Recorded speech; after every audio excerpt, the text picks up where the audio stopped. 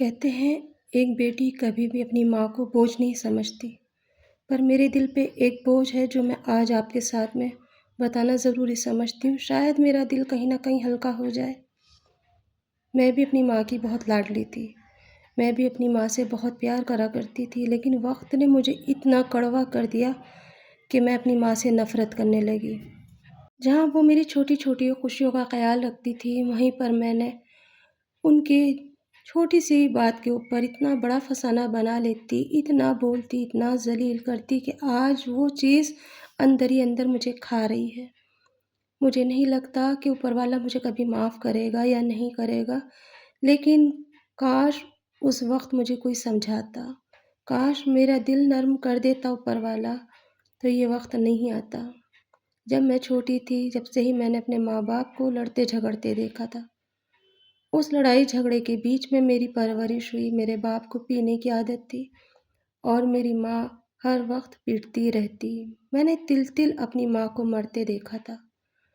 میں نے اپنی ماں کا بہت ساتھ دیا، بچپن میں ہی سے لے کر اب تلک میں اپنی ماں کے ساتھ رہی، لیکن وقت اور حالات کچھ اس طرح سے گزرا کہ میرے اندر ایک کڑواہٹ جمع ہوتی چلی گئی، وہ کڑواہٹ جو میں زندگی میں کبھی نہیں بھول سکتی۔ مجھے نہیں پتا تھا کہ زندگی کے اندر ایسا بھی کبھی موڑ آئے گا، جس ماں کو میں اتنا چاہتی ہوں، جس ماں کے لیے میں قربان ہونا چاہتی تھی، آج اسی ماں کو میں اتنا جھڑکوں گی، اتنا تڑپاؤں گی۔ کچھ دنوں کے بعد میرے باپ کا انتقال ہو گیا، وہ ایک ایکسیڈنٹ میں مارا گیا۔ اچھا ہی ہوا، کم سے کم روز روز کی کھٹ کھٹ تو بچی، کیونکہ اس نے زندگی حرام کر رکھی تھی۔ اس نے زندگی کو ایسے موڑ پہ لے جا کے کھڑا کر دیا تھا جہاں نہ جی سکتے تھے نہ مر سکتے تھے، گھٹ گھٹ کے جی رہے تھے ہم۔ رات اور دن کی لڑائیوں سے اس دن مجھے لگا ہم آزاد ہو گئے، اب ہم جئیں گے، اب ہمیں سکون کی زندگی ملے گی۔ گھر اپنا تھا، اس لیے کرائے کی ٹینشن نہیں تھی۔ میری ماں نے کچھ گھروں میں جا کے کام لگا لیا، جھاڑو پوچھا برتن کر کے آتی اور وہاں سے بہت سارا کھانا لاتی۔ اب کھانا بنانے کی بھی ٹینشن ختم تھی، کیونکہ جب میرے باپ آیا کرتا تھا اسے چٹکارے کھانے چاہیے تھے، وہ تیکھا کھانا کھاتا تھا، تو اسی لیے پیسے ہو نہ ہو کھانا روز بننا چاہیے تھا۔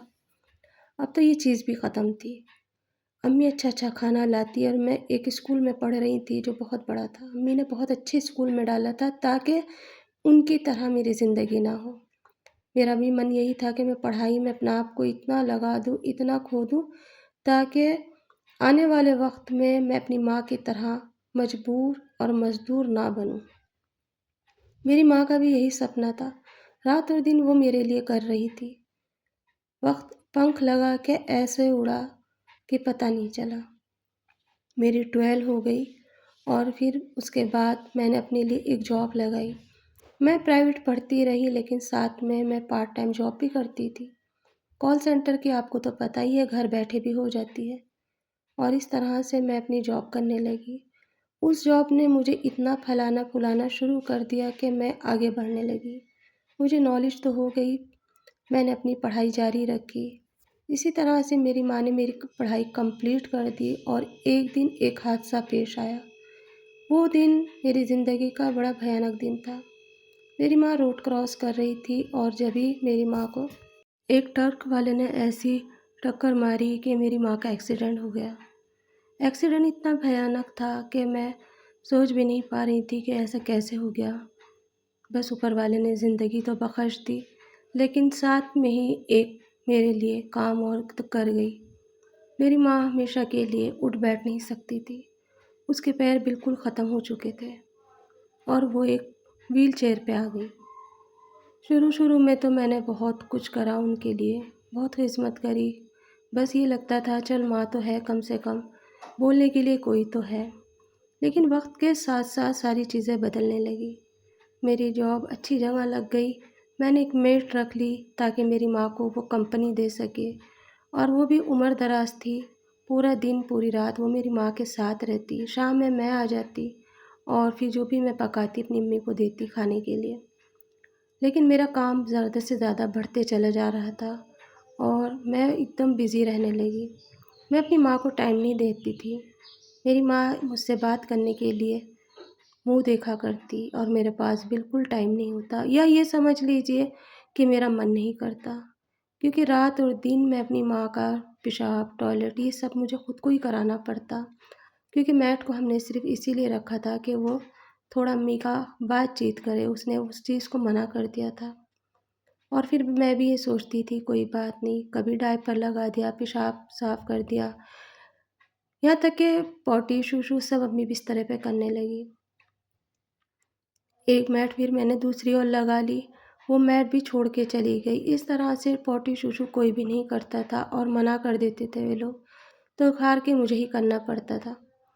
میں وہاں سے آفس سے آتی اور آنے کے بعد میں ان کا وہ سب کچھ کرتی تو میں تھک جاتی۔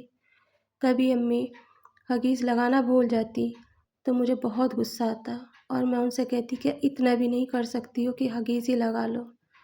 میں ان کو ان لوگوں کے اوپر ڈالنے لگی تاکہ وہ میٹ کے ذریعے زندگی جی لے، اور میری ماں کو میری ضرورت تھی۔ ایک وقت وہ تھا جب میری ماں نے مجھے میری شوشو پوٹی سب کچھ کرا ہوگا، لیکن آج میں ان سے کیوں الکس آ رہی تھی اتنی؟ میں ان کی باتوں سے کیوں پیچھے ہٹ رہی تھی؟ میں کیوں ان کو ٹائم نہیں دے پا رہی تھی؟ میں نہیں سمجھ رہی تھی۔ شاید پیسے کی چکا چوند نے مجھے اندھا کر دیا تھا، یا پھر میرا دل ہی نہیں کرتا تھا، میں انہیں بوجھ سمجھنے لگی تھی شاید۔ وہ منہ دیکھتی رہتی میرا، میں ٹی وی چلا کے چلی جاتی کہ ٹی وی دیکھو، فون دیکھو، ان لوگوں سے بات کرو، پر میرا پیچھا چھوڑ دو۔ میں ان سے ہر وقت کڑوی رہنے لگی، میں انہیں ہمیشہ باتیں سنانے لگی۔ جب وہ کہتی بیٹا میرے پاس آ کے بیٹھ جا، مجھے تجھ سے کچھ بات کرنی ہے، بہت دن ہو گئے تجھ سے باتیں کرے ہوئے، تو میں کہیں کا الجھن ان کے اوپر اتار دیتی۔ میں کہتی میرے پاس اتنا ٹائم نہیں کہ میں تمہاری فالتو کی باتیں سنوں، میری زندگی تم لوگوں نے نرک بنا دی، باپ پہلے ہی چھوڑ کے چلا گیا اور اب تمہیں میرے پاس چھوڑ دیا، میں کیسے سنبھالوں، کیا کروں میں؟ میرے خود کے نہیں سمجھ میں آ رہا تھا، یا تو میں ڈپریشن میں جا رہی تھی، یا پھر میں ان کے ساتھ جینا نہیں چاہتی تھی، کیونکہ اب میں اپنے پیروں پہ کھڑی ہو گئی تھی نا۔ یہ نہیں پتہ تھا وقت کب پلٹ جاتا ہے، کچھ پتہ نہیں، جو ہوتا ہے وہ انسان وہی کاٹ کے جاتا ہے اس دنیا سے۔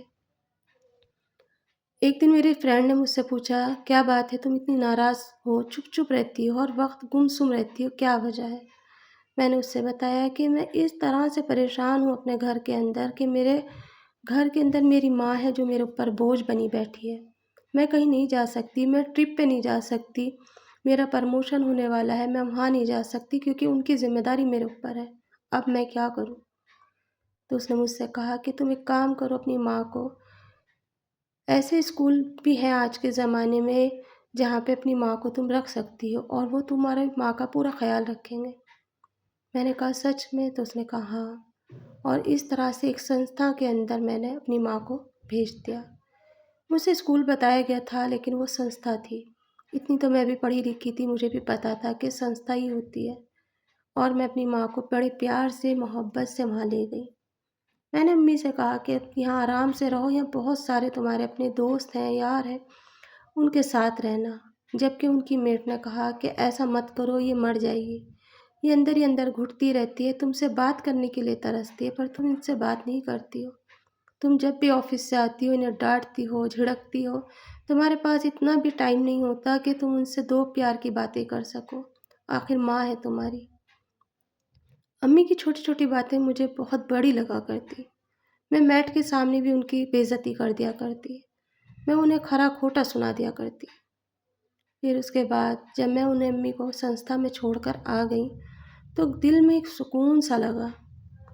یہ سکون زیادہ دن نہیں چلا، یہ 8 دن تک میرے دل کے اندر سکون رہا، آزادی رہی، لیکن اس کے بعد خود بخود من میرا اوجھل رہنے لگا، ایک بوجھ سا لگنے لگا، ایک کمی سی محسوس ہونے لگی۔ وہ کمی تھی ماں کی، جو گھر کے اندر ہمیشہ آوازیں آتی رہتی تھی میرے نام کی، آج یہ گھر بالکل سونا تھا، سوم سام سناٹا پس رہا تھا۔ اسی دن میں نے فیصلہ کیا کہ میں اپنی امی کو پھر واپس لے آؤں گی۔ شاید میرا ضمیر جاگ گیا تھا یا شاید مجھے ان کی کمی محسوس ہو رہی تھی، لیکن اس سے 2 دن پہلے میری امی کا فون آیا تھا میرے پاس کہ بیٹا مجھے تمہیں دیکھنے کے لیے بہت من کر رہا ہے، تم آ جاؤ، بیٹا تم مجھ سے ملنے آ جاؤ۔ میں نے کہا میرے پاس ابھی ٹائم نہیں ہے، میں 2 دن کے بعد آؤں گی۔ اور جس دن میں نے یہ من بنایا کہ میں اپنی امی کو لاؤں گی، میں نے سب سے پہلے میٹ کو فون کرا اور کہا جلدی سے آ جاؤ، امی کو لینے جانا ہے۔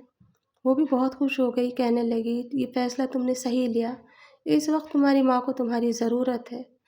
اور میں اور میٹ ہم دونوں مل کے امی کو لینے چلے گئے۔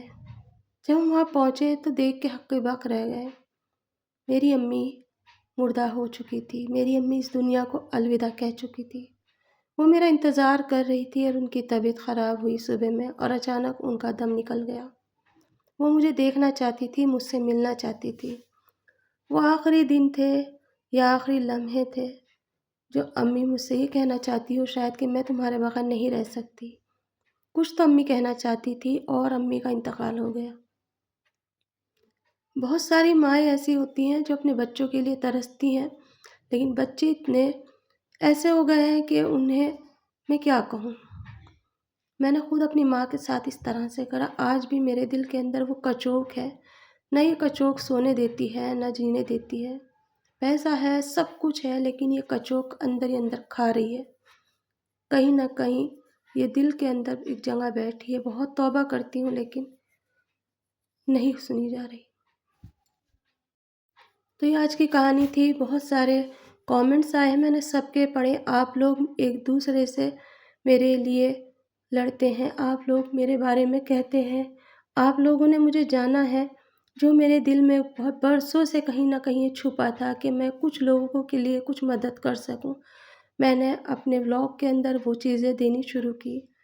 مجھے پتہ ہے بہت سارے لوگ ایسے ہیں جنہیں میری باتیں سمجھ میں نہیں آتی کیونکہ انہوں نے شاید میرے پچھلے ولاگ نہیں دیکھے۔ اگر وہ میرے پچھلے ولاگ دیکھیں گے تو انہیں سمجھ میں آئے گا کہ ہر ایک نئی سٹوری روز میرے پاس ہوتی ہے اور وہ میں آپ لوگوں کے ساتھ میں دیتی ہوں۔ شاید کوئی بیٹا بیٹی سمجھ جائے، شاید کوئی بیٹی اپنے گھر زندگی